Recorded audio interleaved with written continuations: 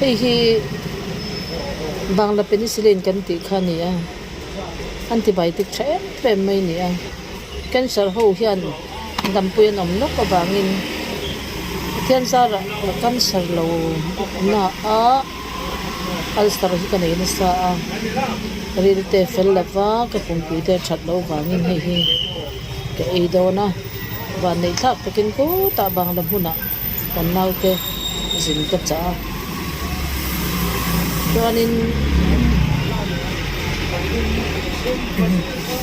bangla penicillin la mulote inom takin a eidan mana ke eito a me a khawak lo ei ta hianin tui khatin kan pola ti khong kan thinga kan in mai ani khata wei khat a in tam du chuanin i bp te chak ve su zo ngai bp te lo chuan kan ap khota chong kan ei le mai a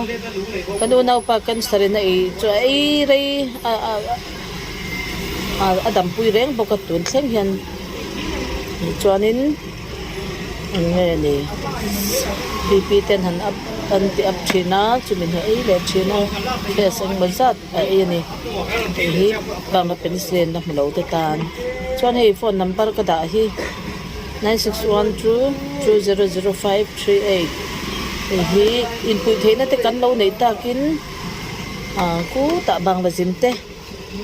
amun kalrem chang ten lo oma engin ngai to apui dan te om takin thua mamo ngoi te lo om takin ta hian min lo zot ton ya